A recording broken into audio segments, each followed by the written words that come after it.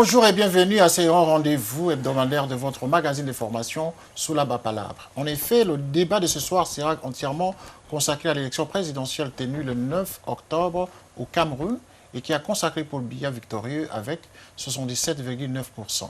Pour répondre à nos questions, nous avons M. Alembe, qui est entrepreneur connu de milieu camerounais, de M. Charles Atangana, qui est journaliste économique, de M. Firmin Michel, qui vont nous rejoindre dans la deuxième partie de cette émission, de M. Firmin Michel Ngalieu, assistant juridique et représentant de la société civile, de M. Francis Pouimo, qui est expert en ressources humaines, délégué à l'éducation et à la propagande section RDPC, UK et Irlande. Et enfin de M. Francis Ngalé, Welfare, qui est spécialiste en Welfare Rights Advisor. Et donc, pour commencer cette émission, en tout cas, nous allons trois séquences importantes dans cette émission. D'abord, il y a la prise de pouvoir, l'arrivée au pouvoir de M. Paul Biya en 1982, la partie qui vous intéresse en tout cas. Et la deuxième partie de cette émission, nous parlerons de M. Paul Biya, qui vient de gagner les élections. Et enfin, de perspectives d'avenir pour ce grand pays qui connaît quand même une certaine stabilité politique et économique. Monsieur, bonsoir. Bonsoir. Alors, je commence par M. Alembe. Comment, lorsque vous regardez l'histoire de votre pays depuis l'accession au pouvoir de M. Paul Biya, dans quelles circonstances, en tout cas, on peut situer cet homme lorsqu'il prend le pouvoir en 82? Bon, il faut dire nous étions assez jeunes pour la majorité de Camerounais aujourd'hui. Ils n'ont connu que Paul Biya. Donc, l'histoire nous enseigne que le président Biya arrive au pouvoir à la suite d'une démission, on va dire, un peu surprise, de l'ancien président Amadou Ahidjo, qui, un soir... Oui, surprise. Pourquoi surprise? Dans la mesure où c'était inattendu. Aucun Camerounais ordinaire ne pourrait indiquer qu'il y avait des signes soit de fatigue, soit de maladie, ou alors quelconque signe qui indiquait une fin de règne. Donc c'était un soir à la surprise générale des Camerounais. Il annonce qu'il démissionne et qu'il passe le bâton de commandement à son successeur constitutionnel, qui était M. Biya à cette époque. Et vous pensez que M. Ahidjo n'avait pas subi de pression à cette époque? Oh, tout dépend, n'est-ce pas? Parce qu'il a démissionné du pouvoir comme ça, lorsqu'on sait que la plupart des chefs d'État africains, lorsqu'ils prennent le pouvoir, c'est pour s'éterniser. On va dire, l'histoire retient qu'il a démissionné, il a, n'est-ce pas, passé le pouvoir à son successeur constitutionnel, même si 2 ans plus tard, le 6 avril 1984, il y a eu, n'est-ce pas, une tentative malheureuse de coup d'État que certains ont essayé, n'est-ce pas, à imputer au président Ahidjo, qui, je me souviens très bien d'une déclaration, qui avait dit « si ce sont mes gens, ils réussiront ». Mais toujours est-il, sa famille et lui-même ont nié, n'est-ce pas, ce désir de vouloir revenir aux affaires. Mais il faut quand même noter que quand le feu président Ahidjo, puisqu'il est décédé aujourd'hui, quand il passe le pouvoir au président Biya, il retient le contrôle du parti qui s'appelait à l'époque l'UNC. Et c'est une situation qui n'avait pas beaucoup plu au président Biya, qui a donc décidé, pour avoir le contrôle sur tout, de dissoudre l'UNC et de créer donc, ce qui est aujourd'hui qui est considéré pour certains comme le parti État, le RDPC. Donc le Rassemblement démocratique du peuple camerounais est une création du président Biya afin, n'est-ce pas, de maîtriser l'appareil politique qui le maintient au pouvoir jusqu'à ce jour. Jusqu'à ce jour. Alors, Monsieur Atangana, vous êtes journaliste. Quelle est votre lecture, en tout cas, de cette situation de 1982 lorsque Biya prend le pouvoir? Pensez-vous que Ahidjo n'avait pas subi de pression? Lorsque nous entendons Alain qui dit, voilà, au soir, c'est Ahidjo qui annonce qu'il passait le flambeau. Bon, je pense que pour les historiens et aussi ceux qui ont vécu, comme on dit, les témoins de l'histoire, parce que moi, pas peut-être comme Alain, je peux me féliciter d'avoir été sous le règne d'Ahidjo et puis avoir vécu le passage d'Ahidjo à Biya. Et quand Biya arrive, il arrive par surprise, il arrive par admiration, il est jeune, comparativement à un Ahidjo qui était déjà bien âgé et fatigué et qui aurait, faut-il encore qu'on ait des discours là-dessus. C'est vrai, comme tu l'as dit, il y aurait eu des pressions, et des pressions peut-être venant de la France, de ceux qui à cette époque-là étaient au pouvoir, qui lui auraient conseillé qu'il était bon de quitter. C'est vrai qu'il était malade, et on ne sait pas aujourd'hui de quoi il souffrait, mais il avait été conseillé, n'est-ce pas, qu'il était mieux pour lui de céder le pouvoir. Et de considérer le pouvoir, il n'y a pas une forme d'élection dans le pays. Bon, pour il pouvoir... y a... Il était en plein mandat. Hein. Il était en plein mandat, et en plein mandat, l'histoire nous dit que c'est dans la nuit même qu'il a surpris tout le monde, même dans son entourage. Il a décidé, écoutez, il est temps, je m'en vais. Et puis, même M. Biya, à l'époque, qui était Premier ministre du gouvernement, ne s'attendait pas. Mais c'est arrivé, et c'était comme une manne qui tombait du ciel. Et il a pris, il a accepté. Et peut-être même dans les minutes et les heures qui suivent, certains n'en revenaient pas. Même M. Biya lui-même n'en revenait pas, que même s'il était préparé déjà, mais il n'en revenait pas de la manière à laquelle Ahidjo avait décidé de passer le pouvoir, parce que c'était comme ça, d'un coup de tête, mais peut-être avec pression. Bon, comme vous l'avez aimé depuis qu'il est Premier ministre du gouvernement, alors je vous le laisse entre les mains. Donc voilà, voilà comment Biya prend le pouvoir. Il est jeune, il a cet esprit de la jeunesse, ce dynamisme qu'on aime, et on attendait voir quelque chose de nouveau.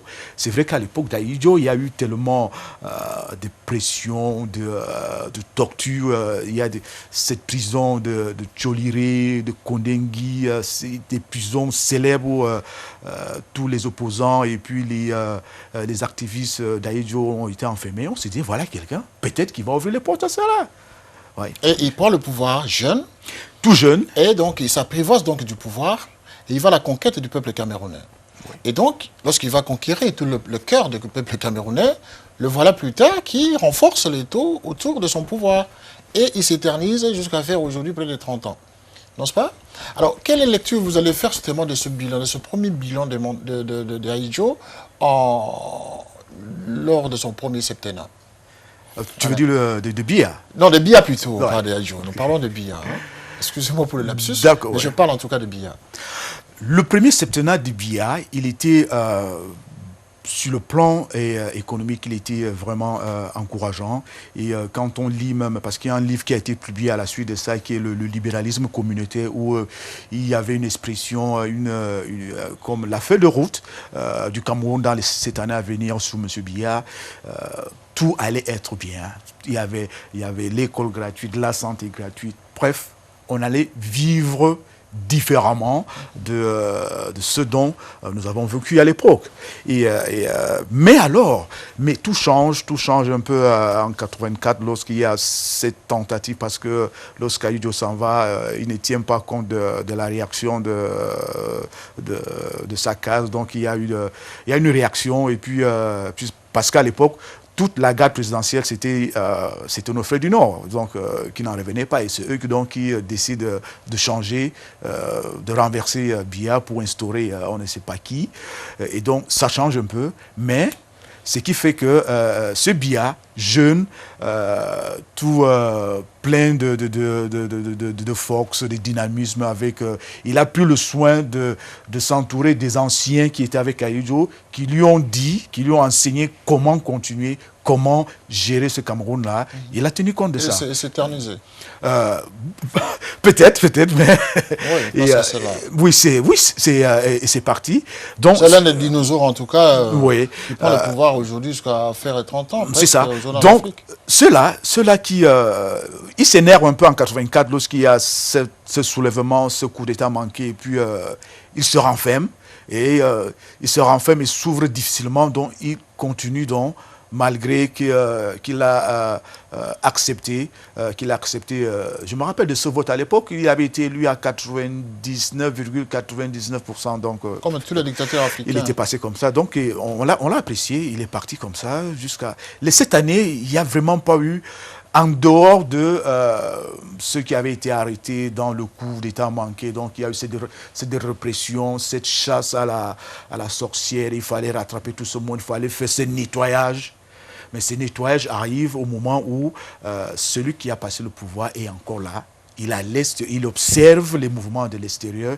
Et jusqu'à aujourd'hui, et peut-être les historiens après nous le diront, on n'a jamais su quel est le contenu de la communication qu'il y a eu entre Ahidjo et Biya. Quand Ahidjo quitte le pouvoir et il a l'historialité entre le Maroc et le Sénégal, il se retire de ce côté. Quel est le dialogue qu'il y a eu entre les deux? Donc, alors, je vais revenir maintenant à un élément qui a marqué quand même cette première partie du règne de Biya, avec la mort de Ahidjo. Lorsque Ahidjo meurt, qu'est-ce qui explique que Biya, jusqu'à ce jour, a continué à refuser que la dépouille revienne au pays?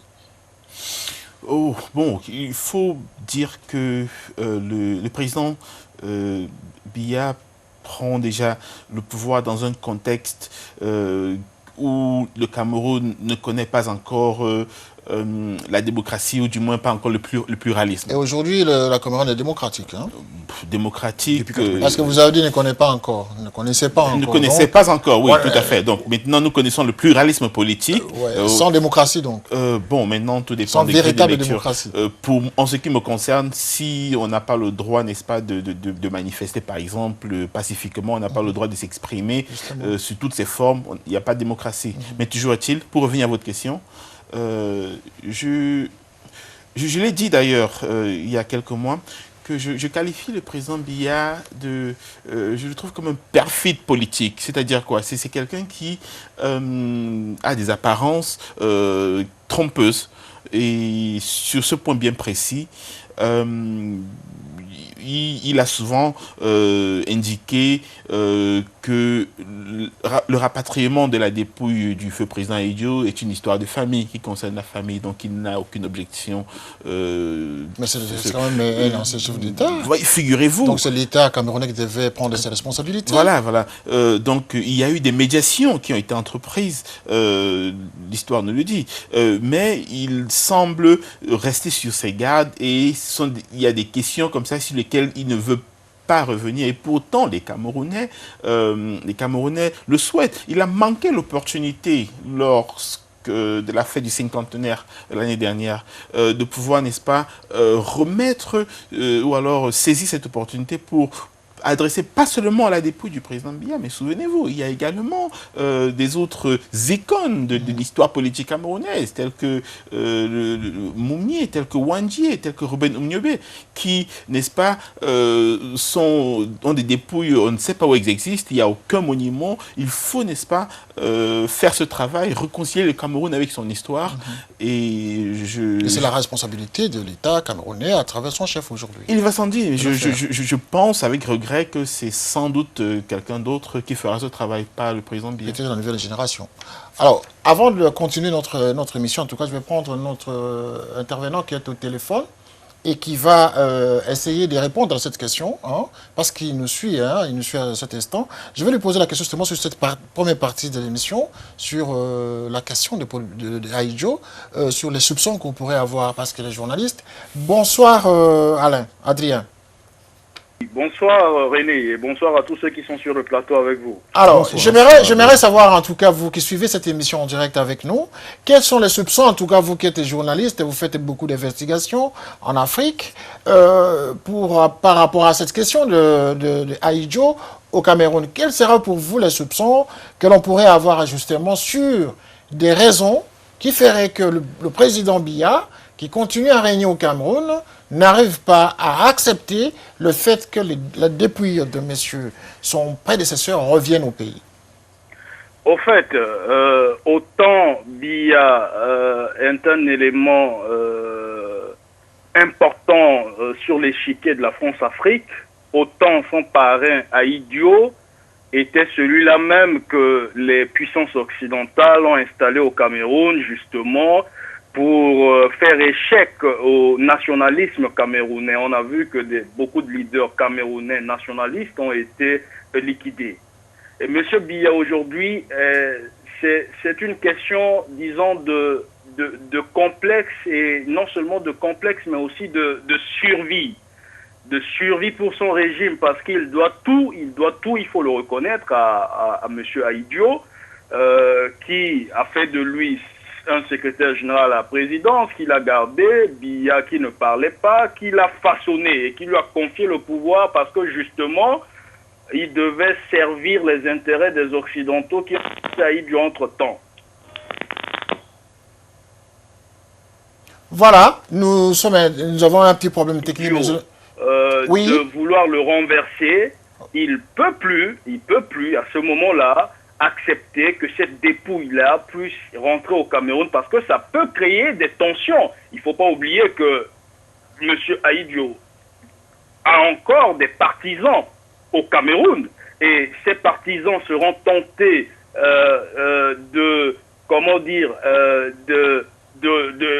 d'avoir des revendications, et si jamais la dépouille mortelle du président Aïdio rentrait au Cameroun, ça peut aussi donner lieu à des pèlerinages. Alors à ce moment-là, Adrien, vous soupçonnez que justement Paul Biya serait responsable de la mort d'Aïdio? Non, c'est pas ce que je suis en train de dire.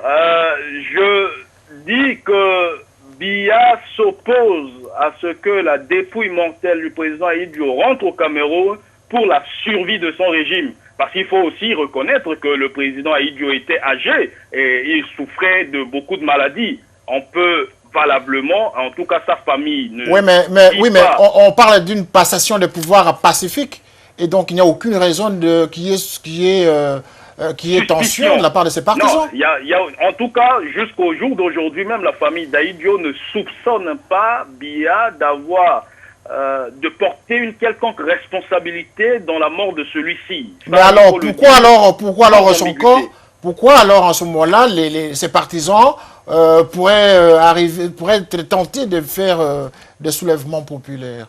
Parce qu'il a été accusé d'avoir tenté de renverser Biya, ce qui, beaucoup d'historiens camerounais contestent cette thèse-là, parce que... Là, vous parlez du fameux coup d'État de 1984. Oui. Absolument. Voilà. Absolument. D'accord, Adrien. Nous vous gardons en ligne parce que nous devons continuer cette émission et terminer la première partie de cette émission. Alors, mes chers amis, nous allons clore cette première partie de l'émission, mais en vous posant la dernière question de savoir quel est le bilan que vous retenez en tout cas de l'homme et comment vous pouvez qualifier le personnage Biya. Voilà. Bon, moi je dirais, quand on revoit le discours d'Aïdio, quand il cède le pouvoir, il dit entre autres, il laisse une économie saine, il laisse un pays qui se porte bien. Et le Cameroun, Charles pourra peut-être, je parle sur le contrôle de Charles, le Cameroun à cette époque était un pays en voie de développement, c'est-à-dire qu'un pays qui émergeait déjà. Prospère, quoi. Voilà. Et je me souviens que nous avions ce que nous appelions à l'époque des plans quinquennaux et un certain nombre de projets qui avaient été entrepris, qui ont abouti, tels que la route Yaoundé-Douala, la route Yaoundé-Bafoussam, et puis des projets de la télévision, et puis beaucoup d'autres. Donc, ces projets ont abouti dans le plan quinquennal de cette époque. Et puis par après, 29 ans, presque 30 ans plus tard, le Cameroun est ce qu'on dit communément un pays pauvre, très endetté. Avec un président qui gagne la confiance du peuple à chaque mandat. Voilà, hors du pays ou alors dans son village. Et des indices comme cela... Donc il y a un président absent de son peuple. Il est absent. Il parle très peu, il ne communique pas avec les journalistes camerounais, il lit les discours 2-3 fois par an, je dis lit des discours, et tout ça, n'est-ce pas, laisse à penser qu'il est justement absent. Vous n'avez qu'à lire le livre Au Cameroun de Paul Biya, qui a été rédigé par Sophie... Oui, une journaliste... Sophie, voilà. Bref, toujours est-il, c'est évident, 30 ans plus tard, le constat est clair, les Camerounais ont envie du changement. D'accord. Alors, monsieur Charles? Oui, je dirais que Biya, dans l'histoire, il sera reconnu comme celui qui, du première présidence a introduit avec force et avec obligation la démocratie ou bien le multipartisme. Il y a eu une liberté d'expression, mais qui à longueur du temps, à longueur de sa présidence, cette liberté d'expression s'est transformée en libertinage, s'est transformée en oppression, en répression. C'est-à-dire qu'on revit peinement, difficilement ce que les aînés ont vécu dans l'époque d'Ahidjo et dont on se disait qu'avec Biya, ça n'allait pas exister. C'est vrai qu'il instaure cette liberté d'expression, mais qui est vraiment fermé, qui est embrigadé. Comme Alain l'a dit, je le confirme, il est difficile. On admire les autres présidents qui accordent des interviews à qui veut, à la presse, mais le nôtre, M. Biya, il est enfermé. Bizarrement, il est entouré d'une équipe de journalistes, mais qui ne font pas assez d'efforts pour le laisser s'exprimer librement et de partager avec les autres. Avec les autres. Donc nous pouvons considérer en les mots que ce premier mandat de Biya a été positif en quelque sorte, en 30 secondes chacun. 30 secondes, parce qu'on termine la première partie. Allez, positif? Je dirais médiocre. Médiocre, monsieur. S'il faut le prendre de 82 à 89, bien avant qu'on arrive en 90, on avait tout au Cameroun, on n'enviait pas, on n'avait pas à aller au FMI, je dirais qu'il était positif. Donc c'est positif. Oui. Merci en tout cas d'être passé à cette émission. Nous allons recevoir d'autres Camerounais pour la deuxième partie de cette émission en tout cas. Mais avant tout, nous allons regarder un élément illustratif justement qui va annoncer cette deuxième partie de l'émission en rapport avec la question électorale. Un tour de ville dans une ville presque déserte.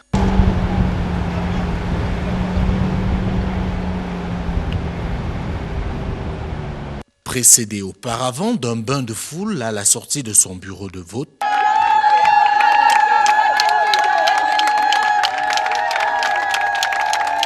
le président sortant, Paul Biya, candidat du Rassemblement démocratique du peuple camerounais, avait visiblement un grand besoin de se rapprocher du peuple en ce jour d'élection. Lui, qui durant la campagne électorale s'est présenté comme le choix du peuple. C'est aux environs de 12 heures que Paul Biya a mis son bulletin dans l'urne, accompagné de son épouse, mais aussi de son fils Franck Biya. Au sorti de son bureau de vote, Paul Biya s'est voulu serein. Oh, mais c'est une élection présidentielle et là, je me comporte un citoyen. Monsieur. J'attends de voir qui sera élu. Je suis dans une position de présenter n'importe quel citoyen. Il faut dire que durant cette campagne électorale, l'attitude de Paul Biya, qui a consisté à surfer entre le candidat et le chef de l'État, a beaucoup fait parler, notamment les autres candidats. Ce scrutin, qui se tient dans un contexte international particulier, amène les autorités camerounaises à faire une sorte de mise en garde.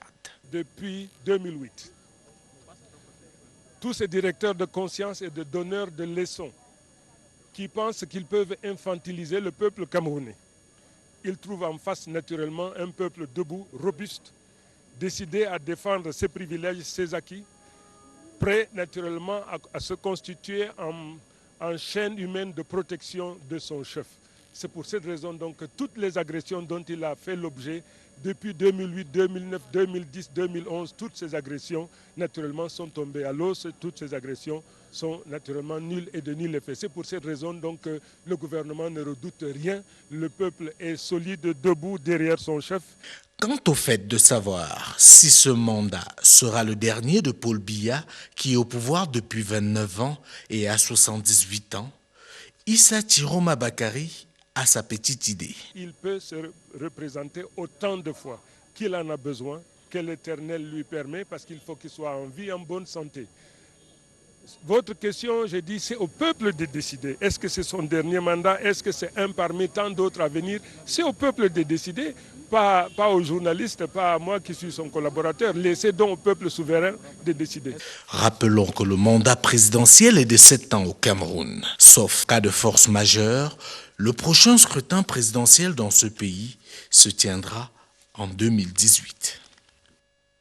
Merci pour la suite de cette émission en tout cas. Nous venons de recevoir encore 3 invités, 3 Camerounais qui viennent de nous rejoindre pour continuer notre débat sur Paul Biya qui vient de briguer un autre mandat en tout cas au Cameroun. Il s'agit de M. Firmin Michel Gallieu, assistant juridique, société civile. Monsieur, bonjour.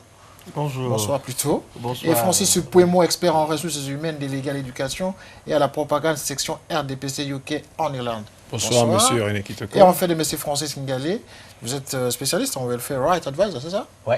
Ah oui, Camerounais en même temps. Oui, je suis Camerounais. Membre de la société civile ou proche du pouvoir ou de l'opposition. Membre de la société. Avez-vous un choix civile.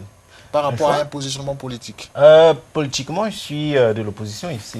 De l'opposition. Ouais. Et donc, dans cette deuxième partie de l'émission, nous avons un seul Camerounais ici qui est beaucoup plus proche du parti du président, n'est-ce pas? Ouais, effectivement, je suis membre de la section du Rassemblement démocratique du peuple camerounais. Vous êtes propagandiste de l'idéologie du parti. Oui, je suis délégué à l'éducation et à la propagande. Ouais, d'accord. Et c'est vous qui percevez encore l'idée que Paul Biya, c'est l'homme qu'il faut pour le Cameroun. Ouais, Paul Biya, quel que soit son âge. Paul Biya, c'est pas une question d'âge. Paul Biya était le meilleur candidat et nous sommes très fiers qu'il ait gagné et les Camerounais ont renouvelé leur confiance en leur chef Paul Biya. Et vous pensez que lorsque nous entendons cet élément qui vient de passer, où son ministre de l'information, de la communication, là, qui dit que Dieu lui prête encore vie et il peut même se représenter autant de fois possible. Messieurs, qu'en pensez-vous? C'est-à-dire que cet homme peut encore faire 100 ans au pouvoir. Fait 100 ans au pouvoir, s'il pouvait le faire, j'imagine que son entourage... Il y a une façon de dire qu'il peut encore s'éterniser. On peut encore lui donner 40 ans. Ça, c'est à coup sûr. Oui. Mais Dieu seul sait. Je crois que Kadhafi aussi a cru qu'il aurait pu s'y éterniser. Et aujourd'hui, on connaît la situation où nous en sommes. Oui, mais Kadhafi, c'est parce qu'il y a des pressions extérieures qui ont fait que Kadhafi soit... En fait, l'exemple de Kadhafi, c'est simplement pour en fait, faire comprendre qu'on ne peut jamais envisager ce qui peut amener l'alternance. Okay. Monsieur Francis Pouémo, lorsque vous entendez votre compatriote de gauche vous dire l'exemple de Kadhafi, est-ce que ça n'interpelle pas Paul Biya? Écoutez... Et ceux qui l'entourent, et y compris le ministre qui vient de parler. Écoutez, il ne se rend pas compte de ce qui se passe écoutez, ce que le ministre, la géopolitique africaine. Ce que le ministre a dit, je l'ai bien écouté, le ministre a dit ça dépendra du peuple. Ça dépendra du peuple. Oui, parce que c'est le peuple qui vote. Et ça dépendra du peuple, ça dépendra aussi de l'homme, ça dépendra de Paul Biya. Justement, ça dépendra de l'homme. Ça dépendra de lui s'il veut se présenter. Et parce que constitutionnellement parlant, il n'y a plus de limitation au niveau des mandats. Si Paul Biya a la volonté de se représenter un nouveau mandat et que le peuple le choisisse, son intellect ne peut pas lui dire un matin, bon voilà, je peux céder le flambeau à la nouvelle génération. Oui, mais... 30 ans au pouvoir, c'est ce que reprime aujourd'hui l'opinion internationale, même nationale.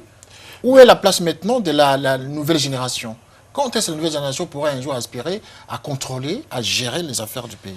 La nouvelle génération au Cameroun gère déjà les affaires du pays. Non, mais au sommet de l'État, je veux dire. Oui, au sommet de l'État, peut-être pas, mais les jeunes sont très, très impliqués dans l'appareil de gouvernement au Cameroun. Mais l'histoire nous renseigne aussi que le ministre vient de parler lui-même, il fait opposant à Biya. Il a été récupéré.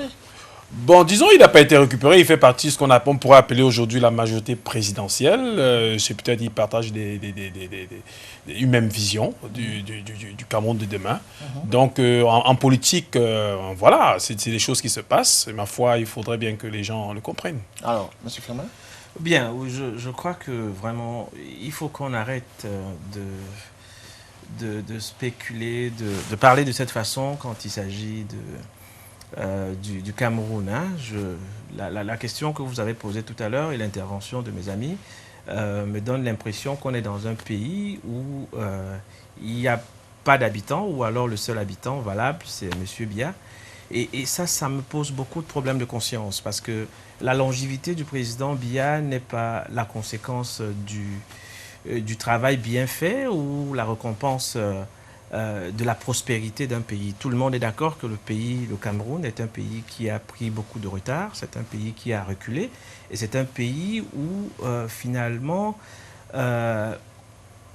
les gens sont dans une situation où rien n'est plus pour eux. Et ça me ramène à la situation du bilan. Je veux dire que quelqu'un qui veut rester au pouvoir et qui veut encore aspirer au pouvoir, comme le disait tout à l'heure le ministre de la Communication, ne peut rester au pouvoir que si effectivement son bilan est un bilan qui permet de justifier la position. Or, quand on prend le bilan du président Biya depuis les années 82 où il est arrivé au pouvoir, et on s'appuie sur les seuls éléments qu'il nous a donnés, sur les éléments qu'il nous a donnés lui-même. Dans le livre qu'on a appelé Pour le libéralisme communautaire, où il y avait une vision perspective sur l'année 2000, il y avait dans ce livre, écrit noir sur blanc, l'idée que le Cameroun, en l'an 2000, aurait des écoles gratuites, les hôpitaux seront gratuits, il y aurait eu au Cameroun une espèce d'écoles nouvelles créées, des routes seront faites, du moins les choses simples qui existaient déjà, qui étaient à peu près déjà gratuites. C'est-à-dire que les écoles au Cameroun, pour les écoles publiques, on payait à l'époque 2000 francs. C'était une forme de gratuité déjà, mais le plan de Biya voulait qu'on passe de 2000 à 0 francs. Mais 30 ans après, on est à une situation contraire. C'est-à-dire non seulement les écoles au Cameroun, pour le cas de l'université, toutes les autres écoles sont des écoles qui sont devenues pratiquement des écoles payantes. La qualité de l'éducation a reculé. Les acquis qu'on avait dans notre pays, comme la société d'électricité a été vendue aux Américains, la société d'eau a été revendue aux Marocains, le monopole de Bolloré, qui est un monopole complètement sauvage, qui en lui seul a le port de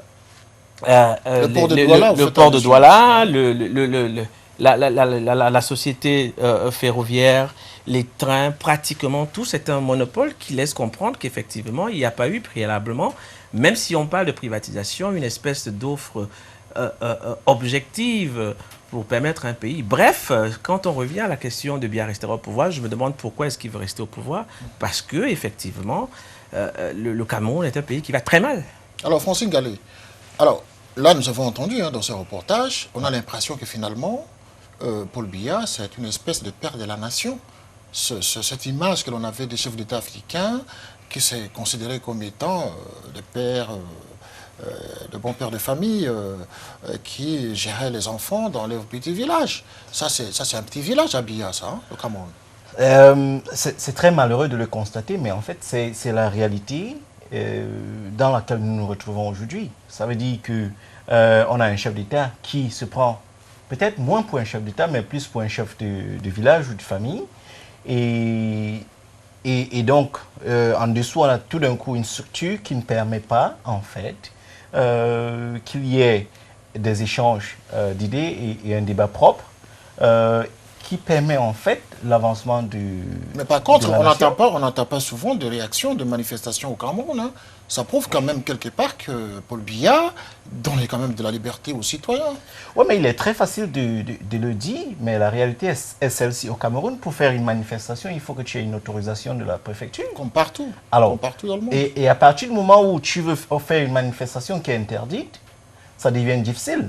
Et en 2008, où il y a eu des manifestations dans les rues, il y a eu pas mal de citoyens qui ont été tués.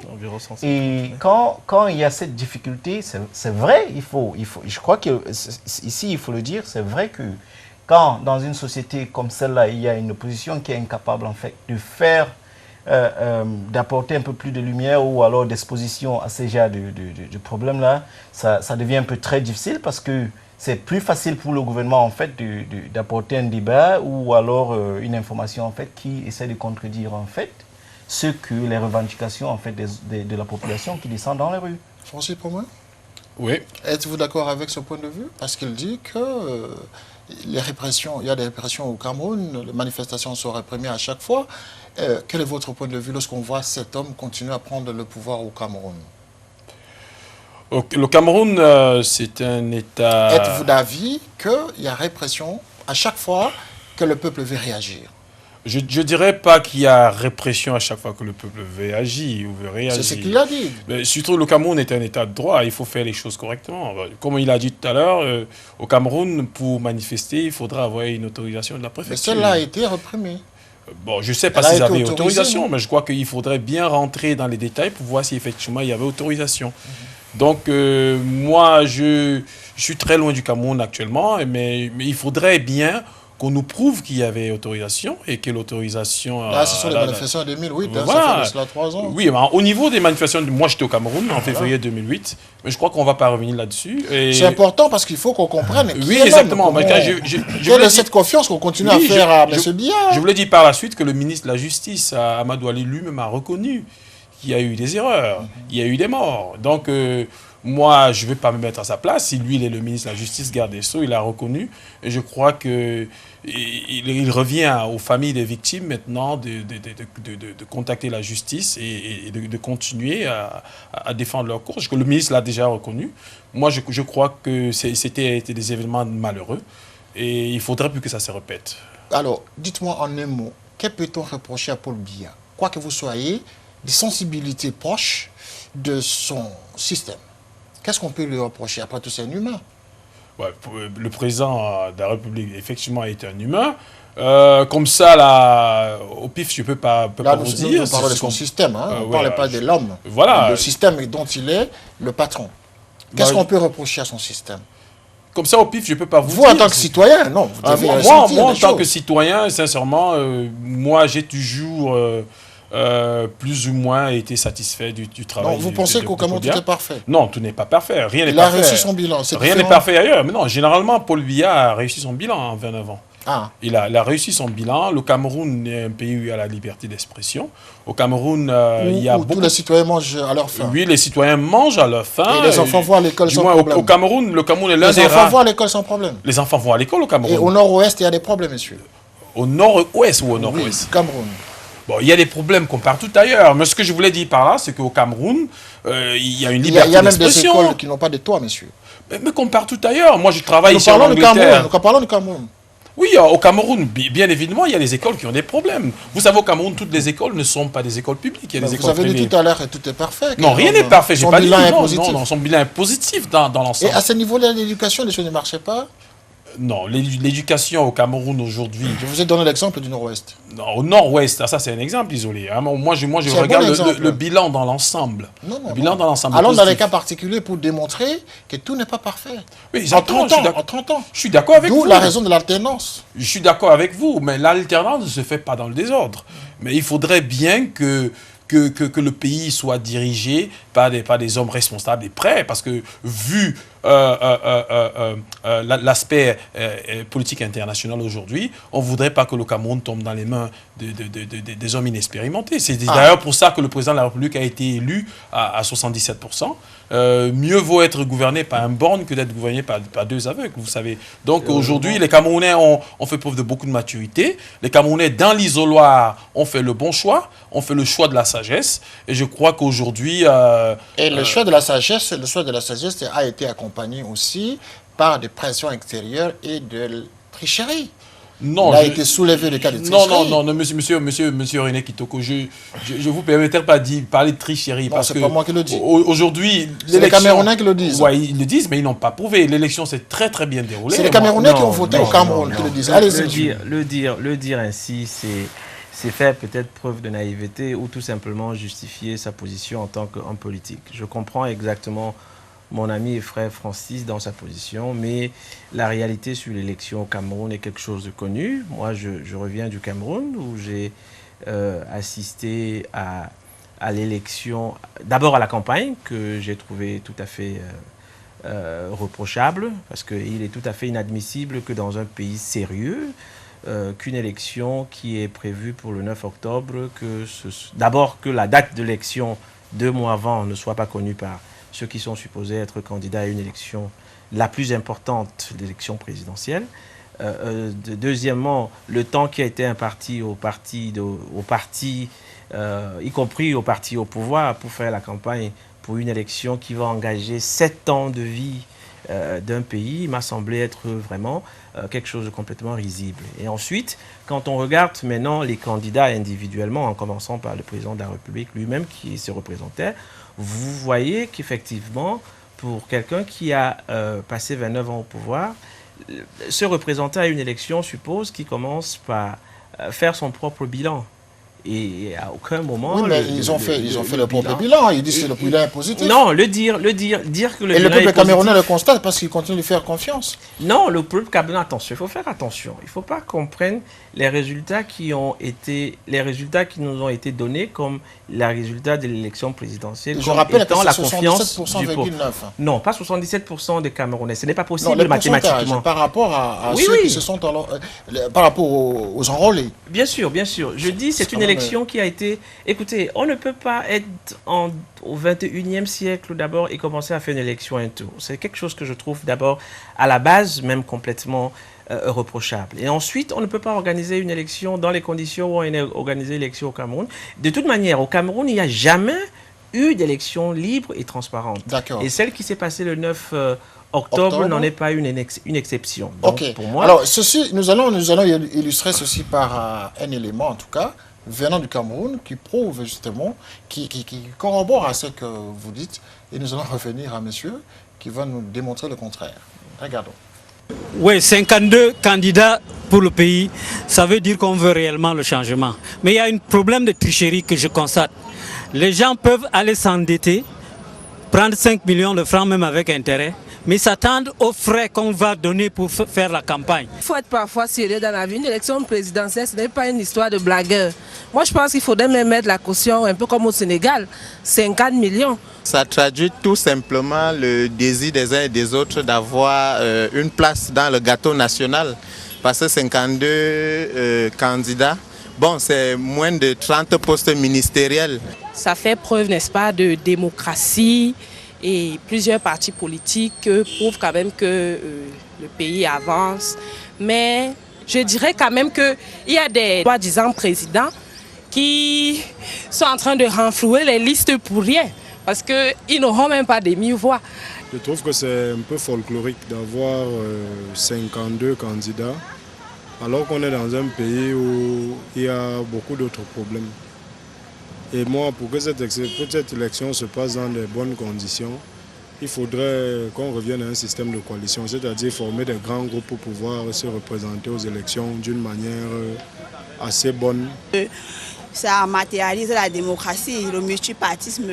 Ça prouve qu'au Cameroun, il y a vraiment la démocratie et qu'on peut avoir plusieurs partis politiques.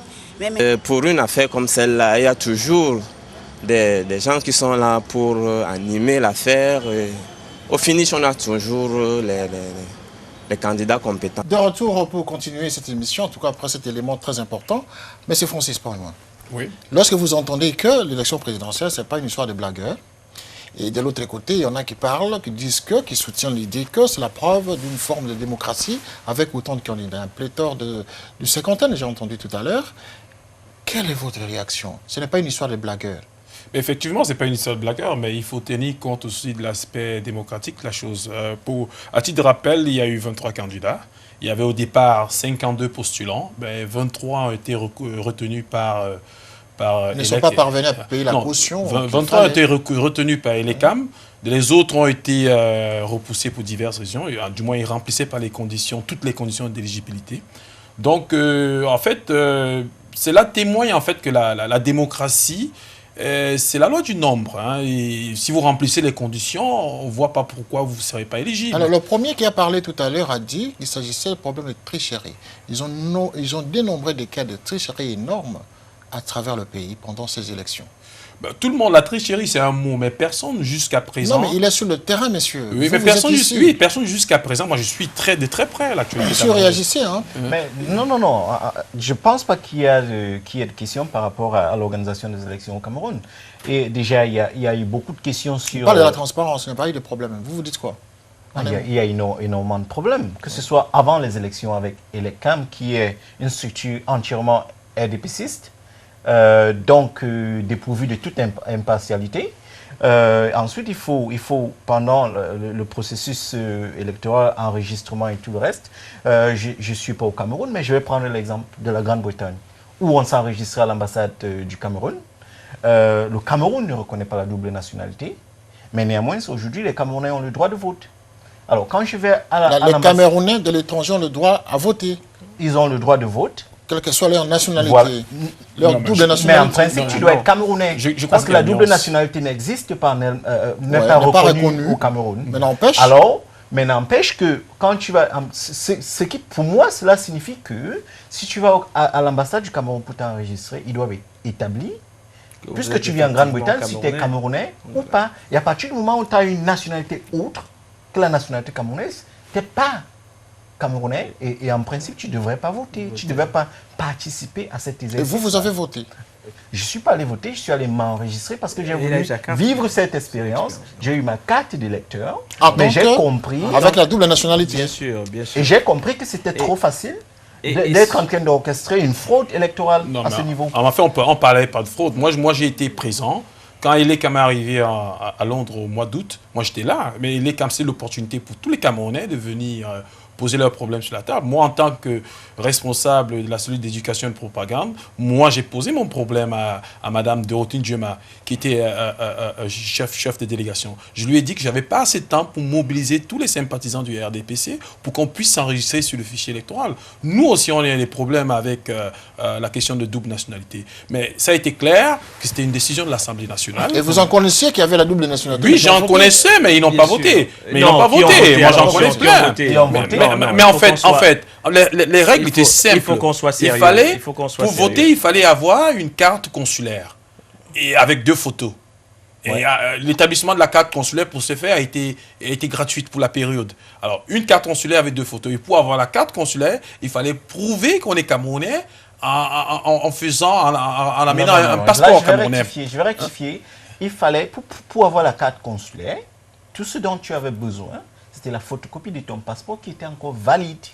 Alors, je peux avoir un passeport camerounais qui est valide, qui n'a pas de visa dedans. Ça veut dire que, parce que je suis en Grande-Bretagne et j'ai un passeport britannique, j'ai un passeport camerounais. Il y a des Nigériens qui ont des passeports camerounais. J'ai un passeport camerounais. Voilà, on va pas faire la police maintenant, bien, vous savez. Non, mais soyons sérieux. Non, mais c'est important. C'est important, mais c'est des cas... Ce sont des cas orchestrés quelque part. Orchestrés, mais je crois qu'en Grande-Bretagne, pour revenir sur la Grande-Bretagne, on a eu 303 électeurs sur le fichier électoral. 303 sur des milliers de Camerounais qui vivent en Grande-Bretagne. Vous voyez que cette loi sur la double nationalité a sanctionné tous les Camerounais, de toutes les sensibilités. Donc, il n'y avait pas que les je ne pense pas rapidement, parce qu'on va prendre notre intervenant. Je ne pense pas que ce soit une sanction. Je pense que c'est une élection qui a voulu et les résultats exactement ce qu'ils ont voulu. C'est-à-dire qu'ils ont organisé cette élection, que ce soit au niveau des ambassades en Europe ou que ce soit au niveau du Cameroun. C'est-à-dire que c'est une élection qui a été, comme je disais avant de commencer, il n'y a jamais eu d'élection libre et transparente au Cameroun et celle qui s'est passée récemment n'est pas une exception. Donc on est dans la même logique. On est dans une logique où une élection qui est organisée, on essaie de l'encadrer au mieux, on se donne des apparences d'une élection libre, mais en réalité, les résultats sont connus parce qu'on sait effectivement qu'à tel moment, le bourrage va correspondre à tel pourcentage et notre victoire est garantie. Et ce fut le cas un peu partout. Comment est-ce que vous imaginez qu'une élection comme celle-là, qui est connue 7 ans à l'avance, dont la logistique pour une élection qui est quelque chose d'essentiel, c'est-à-dire qu'arrêter les listes électorales, c'est quelque chose qui aurait pu se faire une année à l'avance et que tous les partis soient d'accord du processus. Or, on n'est pas dans ce cas de figure. On est dans un cas de figure où, 1 mois avant l'élection, on ne sait même pas quand l'élection va se tenir. Vous pensez que c'est un pays sérieux? Vous pensez que ce qui va en découler est quelque chose qu'on peut prendre au sérieux? Je dis non. Je dis 3 fois non. Et je conclus en disant la victoire du président Biya est quelque chose qui, à mon avis, même si ça va le maintenir au pouvoir, va faire beaucoup plus mal au peuple camerounais que voilà, le bien que ça peut apporter. D'accord. Nous allons prendre justement notre intervenant, mais avant toute chose, regardons cette vidéo en tout cas qui illustre ce dont vous venez de raconter ici. Vous parlez de fraude, vous parlez de... Mais il y a des Camerounais sur place qui réagissent. Regardez cette vidéo. Bon, en fait, de cette présidentielle, j'attendrais vraiment que tous les Camerounais prennent un exemple sur ce qui s'est passé autre part pour pouvoir résoudre ce qui risque de vivre chez nous. C'est normal pour tout un bon citoyen pour aller voter. Moi, je n'ai rien à dire autre que le meilleur gagne. C'est un jour assez particulier et que moi je qualifierais même du jour du grand départ, d'un nouveau départ pour notre pays. Je crois que chaque Camerounais conscient de l'avenir de ce pays devrait comprendre aujourd'hui que c'est un grand jour pour nous. Ce jour d'élection, mais vraiment c'est de la mascarade parce que ce jour d'élection, nous on le fait parce qu'il faut le faire.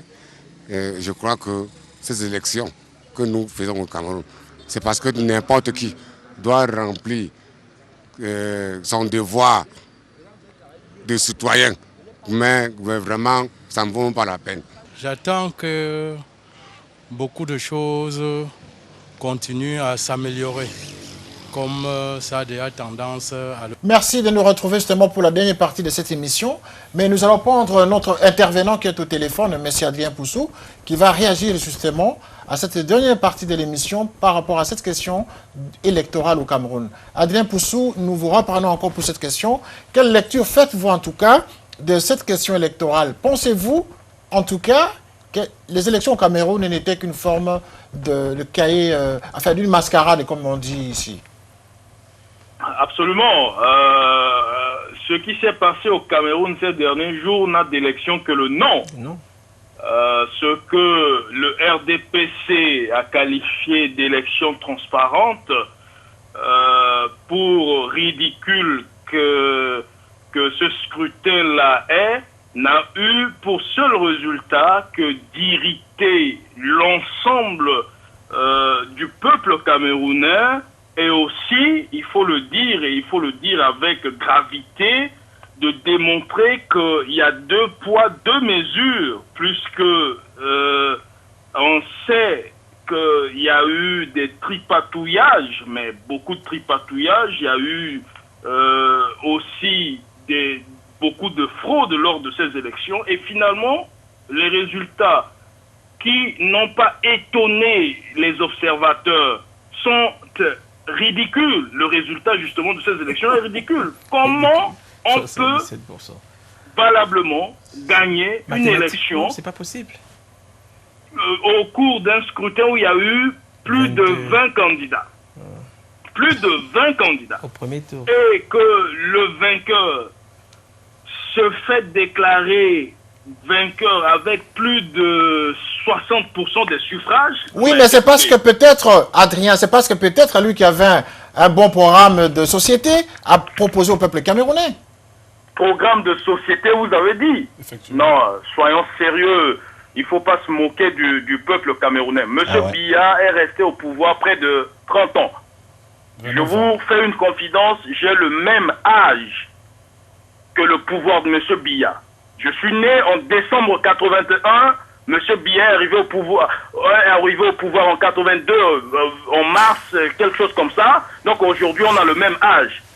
Et donc, vous pensez que c'est sérieux? Vous pensez que le bilan est négatif et vous n'avez connu que... Le bilan est négatif à plusieurs titres. Le bilan est négatif à plusieurs titres. Et ce qui s'est passé ces derniers jours n'est pas une élection. C'est loin d'être une élection juste, transparente, équitable. Et merci, ça, les observateurs le disent. Merci Adrien Poussou, merci en tout cas pour cette intervention. Et nous vous remercions d'être intervenu dans cette émission. Et à la fois prochaine, en tout cas, Adrien, et restez fidèle au programme de Vox Africa. Mais je continue ce débat pour terminer, en tout cas, cette émission avec mes invités qui sont sur place. Et monsieur, est-ce que les élections au Cameroun, à commencer par les éléments qu'on a vus tout à l'heure, le peuple camerounais exprimant leur désarroi, en disant même le jour des élections que ce n'était qu'une forme, une mascarade. Vous en dites quoi?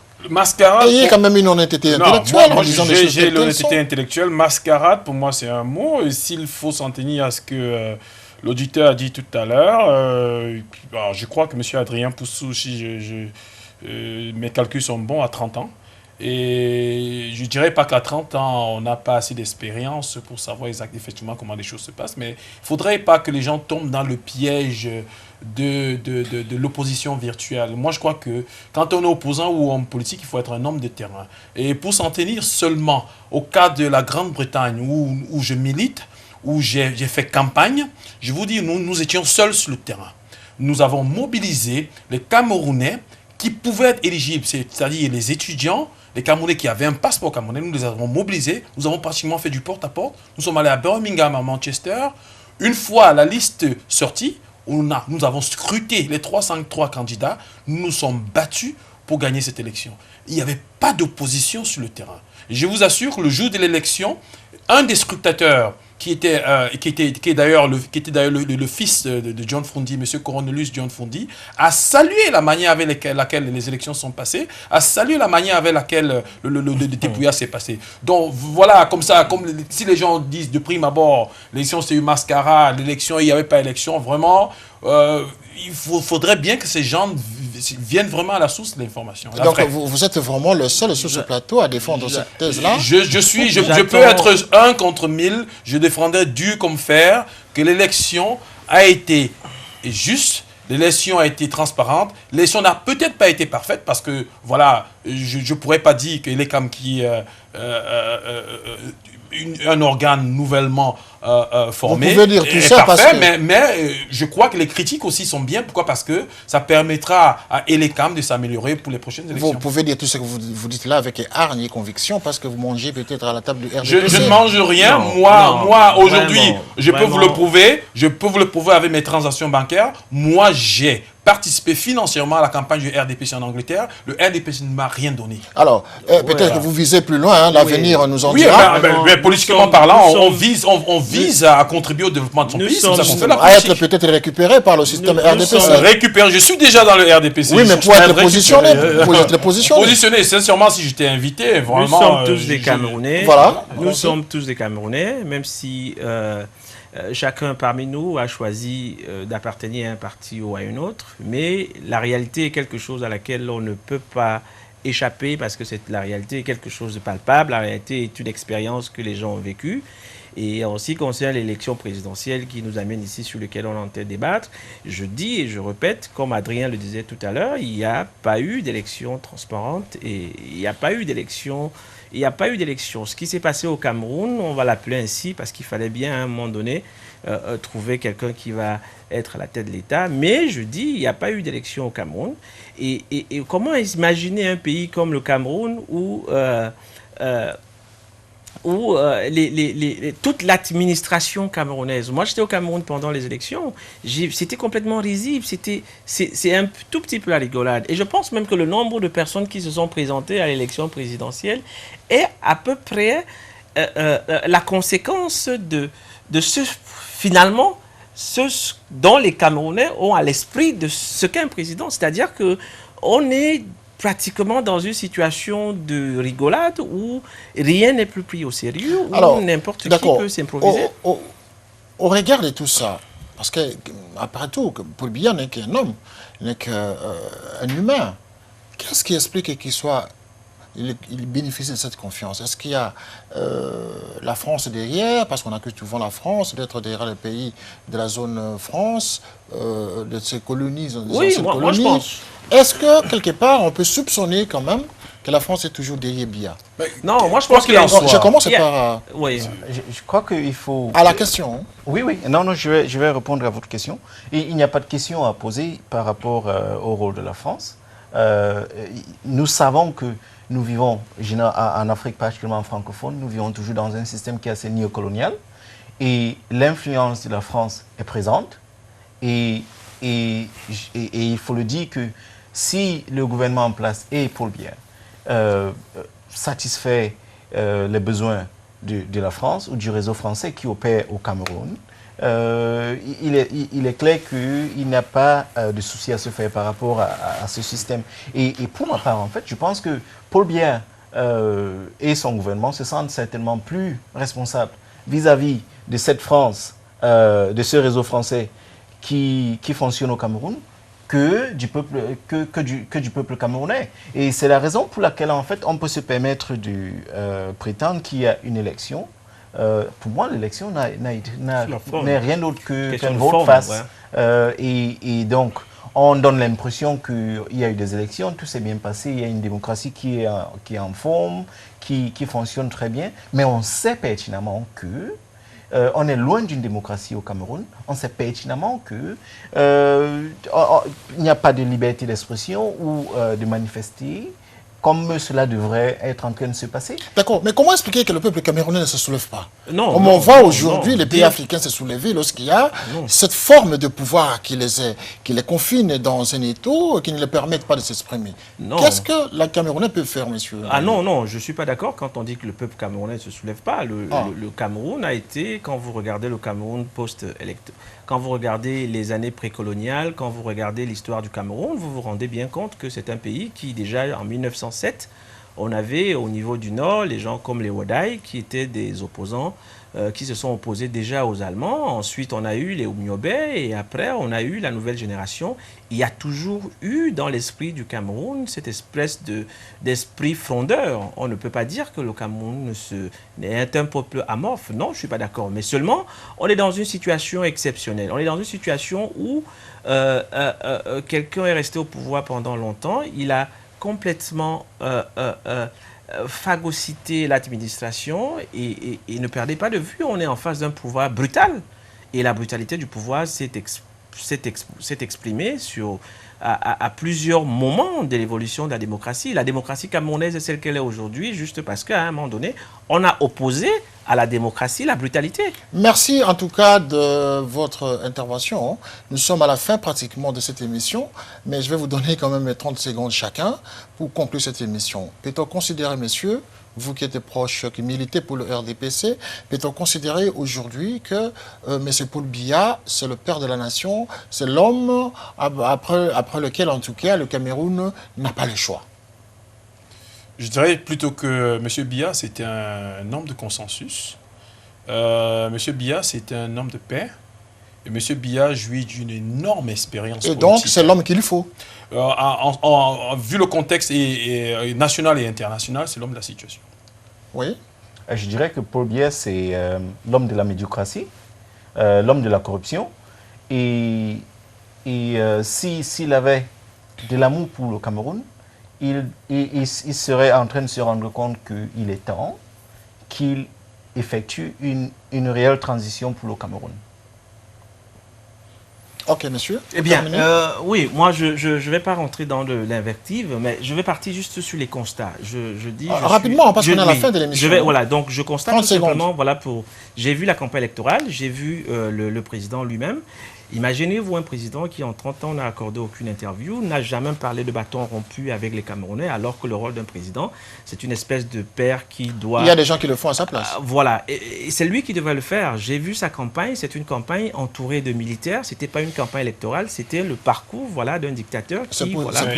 Il restait chef de l'État pendant la campagne électorale. Chef de l'État sortant, messieurs. Non, pas président sortant, mais chef de l'État. Le Cameroun doit rester gouverné. Merci, le Cameroun doit rester. Et pour les opposants, que je vais conclure en disant, les opposants également, notamment John Frondi, qui, à ma part, ne correspond plus à l'étiquette de l'opposition dont les Camerounais se reconnaissent ou se représentent. Donc, je pense que le Cameroun est un pays qui doit se refaire complètement et donner la possibilité à ce que ce pays émerge. Merci en tout cas de votre présence et de votre fidélité en tout cas à cette émission.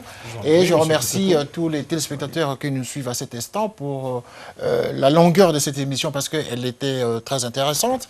Et merci en tout cas de votre fidélité et à très bientôt pour cette émission la semaine prochaine et à la même heure. Merci.